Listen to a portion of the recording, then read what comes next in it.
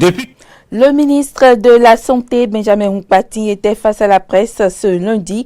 Il a apporté des clarifications au sujet des rumeurs de décès de 3 enfants suite à la campagne de vaccination contre la rubéole et la rougeole. L'honorable Dakpe Sossoa a rencontré les militants des premières heures de la rupture dans les communes de Lokossa, Royogbe et Bopa. Il compte de nouveau sur eux pour une victoire éclatante du parti Union progressiste dans la 18e circonscription électorale lors des prochaines législatives. Vous suivrez le point dans cette édition. Et puis le président malien Ibrahim Boubacar Keïta a promis lundi la sécurité et la justice à Ogosagou, Peul, village du centre du pays où quelques 160 Peuls ont été tués samedi.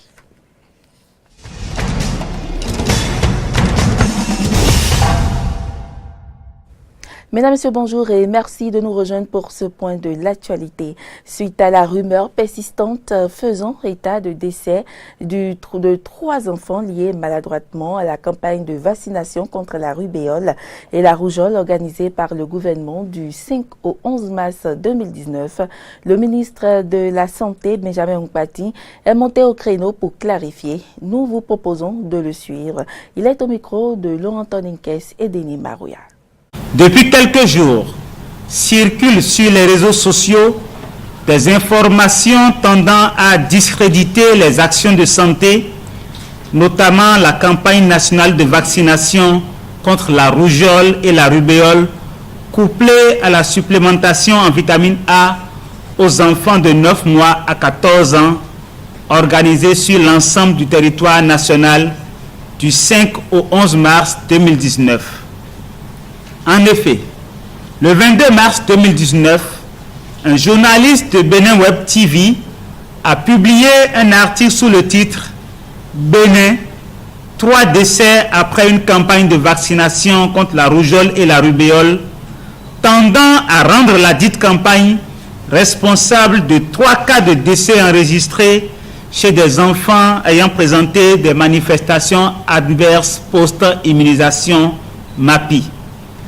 Cette publication en ligne a été reprise par des internautes avec des commentaires allant dans tous les sens.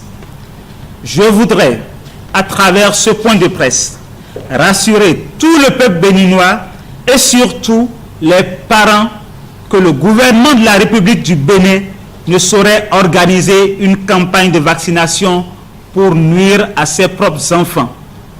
Au cours de la dernière campagne organisée sur toute l'étendue du territoire national, du 5 au 11 mars 2019, nous avons enregistré 5 220 834 enfants vaccinés avec 81 cas de MAPI graves, ce qui représente un taux de 1,5 cas pour 100 000 enfants vaccinés. 9 décès, dont 5 au centre hospitalier universitaire de la zone sanitaire à Bomé-Calavi, Soava, 1 au centre hospitalier départemental du Zou, 1 à l'hôpital de zone de Pobé et 2 au centre hospitalier universitaire départemental de l'Ouémé, du point fait par les équipes médicales qui ont assuré la prise en charge des 10 cas. La plupart des enfants décédés souffraient d'autres affections avant la vaccination. Il y a donc lieu d'attendre l'avis du comité des experts pour statuer sur le lien de causalité. Au Bénin, depuis la création du programme élargi de vaccination en 1982, un dispositif de surveillance des MAPI a été mis en place et permet leur notification, leur prise en charge gratuite et leur investigation. Dans la situation actuelle, le Comité national des experts MAPI n'ayant pas encore statué, il est précoce de lier ces cas de décès à la vaccination. Au demeurant, toutes les dispositions sont prises pour que ces cas de décès soient audités. Vous le savez déjà, Monseigneur Paul Vieira, évêque de Djougou, a été rappelé à Dieu pour l'Eucharistie éternelle. Ce grand homme de Dieu est décédé à Rome à l'âge de 64 ans après une longue maladie. Quelques prêtres ont bien voulu témoigner sur le prélat. On les écoute au micro de Samson Oké et Denis Marouya. Alors, Monseigneur Paul Vieira, C'est un grand bâtisseur, grand apôtre de Dieu et de l'Église, grand serviteur qui s'est consumé jusqu'au bout. Je pense que toute sa vie a été au service de construire la paix de Dieu et d'aider les autres à la construction de cette paix, de cette connaissance de Dieu. Et lui-même, dans sa devise épiscopale, le dit très bien: je suis venu pour qu'ils aient la vie et qu'ils l'aient en abondance, en référence à ce que Jésus lui-même a dit à ses apôtres avant de passer de ce monde à son Père. Bon, première des choses, ce qui m'arrive vraiment à l'esprit, c'est la clarté. C'est quelqu'un, il n'a pas d'ombre dans le langage, dans le visage. Quand il parle vraiment clair et on le comprend aisément. Il est convaincant. On sent que c'est un homme pétri d'expérience. Quand il parle de l'islam, on reconnaît que dans son diocèse, il y a beaucoup plus de musulmans d'ailleurs que de chrétiens. Et quelle relation il entretient avec eux, comment ça se passe, comment les autres aussi le regardent. Tout cela nous a permis de trouver des solutions intéressantes quand il s'agissait d'aller en contact avec le monde des musulmans et tout ça. Voilà. Donc c'était vraiment très bien et convaincant. Et là, je lui tire chapeau. Voilà. Et c'est là aussi qu'on peut parler de sa finesse d'esprit parce que comme lui-même maîtrise ses sujets, bon, il le dit aisément, et nous, ça nous permettait d'avancer assez vite. Celui que l'Église du Bénin est en train de pleurer en ce moment, Monseigneur Paul Vieira, a été mon recteur au grand séminaire de Ouida. Je garde un très bon souvenir de cet homme de Dieu qui s'est entièrement mis au service de l'Église du Bénin et des chrétiens. Alors voilà, il a été une belle âme de prêtre. Il était tout à donner à son ministère de prêtre et par la suite d'évêque. Il fut un homme très exigeant envers lui-même et envers les autres. À mon humble avis, je pense que il a porté son nom de Paul. Voilà, Paul. Il se dépensait sans mesure. Voilà. Pour lui, Jésus-Christ était la priorité. Moi, je pense que je suis en train de perdre un très grand père, très proche.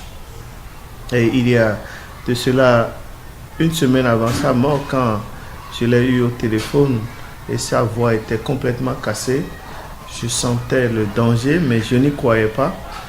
Et bon, le Seigneur, même si on attendait, le Seigneur l'a accueilli à un moment où on s'y attendait le moins.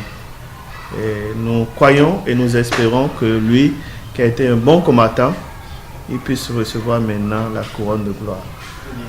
Au chapitre politique, ils sont les premiers à avoir milité aux côtés de Dakpe Sossou pour l'élection du président Patrice Talon, militant de première heure de la rupture dans les communes de Lokossa, Rouyogbe et Bopa. Ils ont coordonné dans ces communes la campagne du candidat Patrice Talon et l'honorable Dakpe Sossou comptent sur eux pour une victoire éclatante du parti Union progressiste dans la 18e circonscription électorale lors des prochaines élections législatives. Il les a rencontrés samedi dernier à Lokossa. Voici le point de la rencontre avec Jonas Bouti. Quand vous passez dans les rues aujourd'hui, on vous montre du doigt, on dit c'est eux qui ont fait ça. C'est une fierté. C'est pour rééditer l'exploit de cette victoire écrasante pour les prochaines élections législatives, comme ce fut d'ailleurs le cas lors des dernières élections présidentielles qui ont porté Patrice Talon au pouvoir, que Dakpe Sossou prend à nouveau contact avec les coordinateurs de campagne dans les communes de Lokossa, Rouyogbe et Bopa. Mais avant d'aborder les nouvelles stratégies de combat, Dakpe Sossou félicite ces éléments pour leur détermination lors des dernières campagnes dont ils étaient les seuls à connaître les conditions. Tout ce travail que vous avez fait, chacun aux côtés de l'autre, nous sommes restés tous ensemble ici. Nous avons partagé parfois des repas maigres. Nous avons bu parfois ensemble une bouteille d'eau minérale pour toute une journée. Mais nous avons obtenu un résultat très, très satisfaisant et fier. Je voudrais également vous expliquer brièvement certaines situations aujourd'hui, situations politiques naturellement. Des élections présidentielles aux élections législatives, le contexte politique a certainement changé, mais l'ardeur de Dankwe Sossou et sa troupe à soutenir Patrice Talon demeure la même. Désormais renforcés par les idéaux du parti Union progressiste, ils définissent de nouvelles stratégies afin de mieux s'adapter au nouveau contexte politique. Déjà, il faut rappeler que tout comme l'honorable Dankwe Sossou, nous sommes pour la plupart membres fondateurs du parti Union progressiste. Et donc la rencontre de ce matin était l'occasion pour nous d'abord de faire un bref bilan et revoir les stratégies que nous avons utilisées par le passé pour gagner la bataille. Et en même temps, rappeler un peu ce qui fait l'actualité politique aujourd'hui, les éléments de langage qu'on est censé avoir par rapport aux nouvelles batailles. Et le parlementaire qu'est l'honorable Dankwe Sossou se voit dans l'obligation d'échanger avec ses mandants et d'expliquer un certain nombre de choses. Sans dévoiler l'essentiel de cette stratégie dont la teneur est pour l'instant réservée au cercle fermé des coordinateurs communaux, Théophile Soucia n'est sûr que d'une seule chose, la victoire au terme des prochaines élections législatives. On les a rassurés. On les a rassurés de ne pas avoir peur. Qu'on va au combat. Lorsqu'on va au combat, qu'il faut s'aguerrir. Et nous allons gagner ce combat parce qu'on s'est préparé. On s'est préparé longuement, sans demi-mesure. Nous allons surprendre et vous aurez les résultats. Au cours de cette rencontre, les coordinateurs communaux de campagne ont renouvelé leur fidélité à Dankwe Sossou pour un soutien sans faille à Patrice Talon. Les députés se sont retrouvés vendredi dernier au Palais des gouverneurs à Porte-Nouveau pour la poursuite de la procédure en vue de la sortie de crise. Les débats ont été vifs. Et des lois des députés de la majorité ont pris la parole pour dire leur amertume et dénoncer la procédure actuelle qui, selon eux, semble ne pas conduire à bon port. Suivons ensemble les députés Akhenatonde, Gérard Benochi et Orden Aladati. Le consensus n'est pas lorsque une partie s'impose à l'autre. C'est lorsque toutes les parties s'asseyent et voient qu'est-ce qu'on peut concéder pour régler le problème. Mais hier, Monsieur le Président, je n'ai pas compris comment, par effraction, un texte que nous n'avons pas vu, ni le comité paritaire, ni la conférence des présidents, a pu se retrouver ici dans l'hémicycle. Mais aujourd'hui, vous vous êtes rattrapé, Monsieur le Président, et en ça, je tiens à vous remercier, à vous féliciter. Mais voilà, vous constatez déjà, Monsieur le Président, que vous êtes contesté. D'accord, mais vous voyez que vous êtes contesté. Vous avez été récusé à plusieurs reprises par une certaine frange de la classe politique. Et donc, est-ce que c'est vraiment dans la recherche du consensus que nous sommes toujours? Ne sommes demandeurs de rien, que des gens ont été recalés. Le chef de l'État a fait ce constat, cela l'a gêné. Il a souhaité que nous allions à des élections inclusives, vous avez mandaté. Vous êtes en train de conduire ce processus de recherche de consensus. Les mêmes pour qui on recherche le consensus pour les sauver disent d'arrêter le processus. Ils disent d'arrêter le processus. Je ne sais pas si les gens veulent vraiment aller aux élections. J'ai des doutes. Si vraiment on veut aller aux élections, on doit tous se mettre dans la posture de la recherche du consensus pour sauver le processus que nous allions aux élections. Le texte qui a été introduit, le président estime que c'est le texte issu des travaux du côté de la commission paritaire qu'il a eu à mettre en place avec la conférence des présidents. Mais ce qui est un peu étonnant, c'est qu'il paraît que 2 membres de ce comité paritaire ont déjà écrit au président de l'Assemblée nationale pour dire qu'ils ne se reconnaissent pas à travers ce test. C'est de l'amalgame. Et nous avons encore entendu en plénière tout à l'heure, des gens disent qu'ils ne se reconnaissent pas dans ce processus. Moi, ça m'étonne. C'est pour ça que moi, je vous ai dit depuis que j'ai l'impression que certains ne veulent pas aller aux élections. Ils veulent nous piéger. Ils veulent nous piéger parce qu'ils veulent nous pousser à franchir le seuil du 15 mai. Et j'ai beau récépissé. Et depuis 8 mois, on s'est plié en 4 pour que nos pièces soient à jour. L'opposition par la voix du député Gaba Yaya trouve que le consensus ne peut être effectif sans la prise en compte de certains préalables. Suivant ici Gaba Yaya au micro de Ahmed Didier Rumpenoudji et Romaric Devauchy. Le consensus ne peut pas se retrouver à l'Assemblée nationale. Comment voulez-vous des gens qui, du point de vue de la majorité mécanique, ont pris des lois, vous allez leur demander d'abroger ces lois-là? Si c'est ici qu'on doit encore finir, on va repartir, on va tresser avec des poux. Ça veut dire qu'on va détacher. Et c'est pour cette raison, nous avons dit, Président, prenez d'abord ça comme notre premier préalable. Nous n'allons pas discuter dans ce groupe si vous n'acceptez pas de rencontrer tous les 10 partis de l'opposition pour avoir leur point de vue. On savait très bien qu'il y a des partis qui allaient se soulever pour dire que nous ne les représentons pas valablement. Le deuxième préalable que nous avons mis, nous avons dit, Président, nous allons continuer les débats, mais avant tout, il faudrait qu'on puisse remettre les certificats de conformité à tous les partis pour qu'ils partent au même niveau avec les gens de bloc.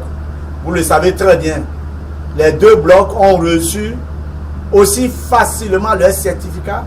En 24 heures, ils ont pu s'inscrire au journal officiel et ils ont eu le certificat définitif. Alors qu'ils ont eu, vous le savez très bien, 44 pages d'observation. Au moment où la FCBE, les dossiers sont à jour. Nous aussi, nous avons des militants à l'intérieur du ministère de l'Intérieur. Il faut qu'on vous le dise. Et eux, ils ont dit que notre dossier est bon. Du moment où on va donner les certificats à tout le monde, du moment où on sait déjà que la classe politique va entériner ce que nous voulons, eh bien, on savait que tout le monde partait au même niveau. Il ne nous laissait que refaire le calendrier de façon à tenir à bonne date. Il faut préciser que les députés devraient se retrouver encore ce lundi au Parlement pour poursuivre les travaux, mais la commission des lois n'a pas encore fini son rapport et continue donc le travail. Jeudi, la commission aurait fini son travail et pourrait présenter son rapport. L'actualité hors du Bénin à présent, le président malien Ibrahim Boubacar Keïta a promis lundi la sécurité et la justice à Ogosagou, Peul, village du centre du pays où quelques 160 Peuls ont été tués samedi par de présumés chasseurs d'Ogon devant des habitants encore hantés par les atrocités. Cette tuerie dans la zone de Bankas, près de la frontière avec le Burkina Faso, est la plus sanglante au Mali depuis la fin des principaux combats de l'opération lancée en 2013 à l'initiative de la France pour chasser les groupes djihadistes qui avaient pris le contrôle du Nord. On écoute le président Boubacar Keïta. Nous avons le devoir, les chefs de la sécurité, les chefs des militaires m'entendent, le devoir de faire en sorte que cette zone, pas seulement ici, que cette zone dorénavant ne nous donne plus les soucis qu'il nous a donnés. En cas d'alerte, je ne peux pas tolérer, je ne tolérerai plus que le mettre 1 à 2 heures avant d'être sur le lieu. Les équipes doivent être en permanence mobilisées. Nous ne sommes pas en temps de paix. Tu ne penses qu'aux sourds, je ne pense qu'aux soins. Quelques 300 médecins, infirmiers ou patients ont manifesté à Paris pour réclamer une psychiatrie plus digne avec plus de moyens et des soins plus humains. C'est un reportage. Non à la contention, oui à la relation. Près de 300 médecins, infirmiers ou patients ont manifesté jeudi à Paris pour réclamer un renouveau de la psychiatrie, plus de moyens et des soins plus humains. Paradis fiscal, enfer à l'hôpital, scandait le cortège, parti à la mi-journée du 13e arrondissement en direction de la place de la République, parsemé de blouses blanches et de pancartes sur lesquelles on pouvait lire « Désobéissance civile » où cette politique insensée nous fait perdre la tête. Entonnoir vissé sur la tête pour certains, guirlandes de fleurs au cou, les manifestants manifestants s'étaient retrouvés dans la matinée pour fleurir la statue de Philippe Pinel, considéré comme le fondateur de la psychiatrie moderne, à l'appel de plusieurs collectifs et syndicats, dont la CGT et SUD regroupés au sein du printemps de la psychiatrie. Et nous, au fond, le message principal, c'est que la psychiatrie, elle doit se faire avec des humains et que c'est une histoire de sens, d'existence et que ce ne sont pas des techniques ou juste des médicaments qui suffisent. Et c'est la société qui doit changer et c'est aussi retrouver de la dignité pour les patients qui seront de plus en plus enfermés, de plus en plus attachés, de moins en moins écoutés, voire plus écoutés du tout. Pour les professionnels. Voilà, donc on a des patients qui se chronicisent, qui sont dans des services qui ne leur conviennent pas et voilà, et on manque cruellement de budget pour les médiations thérapeutiques, pour proposer des activités à nos patients. On manque de temps aussi pour les consultations, pour les entretiens. On nous demande de travailler constamment dans l'urgence alors que le soin s'inscrit dans la continuité et le temps psychique, il est très important et ce temps-là, on ne peut plus le prendre. Ce mouvement vise à inscrire dans la durée la mobilisation née ces derniers mois dans divers hôpitaux psychiatriques comme Amiens, Rouen ou Paris, a expliqué la psychiatre Delphine Glachon de l'Union syndicale de la psychiatrie. On veut replacer l'humain au cœur de notre métier, a-t-elle ajouté, déplorant le recours accru à l'isolement, à la contention ou à la médication. Nicolas Ladj, infirmier syndiqué SUD, est aussi venu alerter sur la situation dramatique du secteur, le manque d'effectifs dont pâtissent les personnels, comme les patients rejetés par la société et le système de soins qui n'assure pas assez de suivi au long cours. D'autres hôpitaux et voilà, on continue la mobilisation en espérant qu'on soit enfin entendu et que notre ministre revoie sa position et puis sorte un peu de ce mépris et qu'elle vienne aussi dans les hôpitaux visiter un peu la réalité des patients et des citoyens qu'on accueille. Et la psychiatrie, ça concerne potentiellement 1 personne sur 4 en France. La ministre de la Santé a annoncé une centaine de millions d'euros supplémentaires pour la psychiatrie et la santé mentale dès 2019, un saupoudrage budgétaire par la hauteur des enjeux, ont estimé les manifestants. Du sport pour mettre un thème à cette édition. Vous le savez, les écureuils du Bénin étaient ce dimanche face aux éperviers du Togo. Une ultime rencontre qui a permis aux Béninois de se qualifier pour la phase finale de la Coupe d'Afrique des Nations Égypte 2019. Le score, faut-il le rappeler, 2-1 en faveur des écureuils du Bénin. Michel Dussier, le sélectionneur du Bénin et ses poulains ont ainsi obtenu le précieux sésame pour leur participation à la CAN Égypte 2019. Qui sera lancé le 13 juin prochain. Autorités politiques et sportifs étaient tous présents pour accompagner le 11 national. Quelques citoyens donnent ici leurs impressions au lendemain de ce match. Ils sont au micro de Carole Olaye et Fréjus Fiossi. La victoire d'hier, là, tout le monde apprécie. Donc, ça nous a avantage d'aller à Cannes. Et 2019 à l'Égypte, c'est ça. Oui, tout le monde les a applaudis, tout le monde les a appréciés. Et c'est ce que nous leur souhaitons. Désormais, toujours, ça, pour que ce soit comme ça. Mon impression par rapport à la victoire d'hier, bon, ça a été bon, selon moi.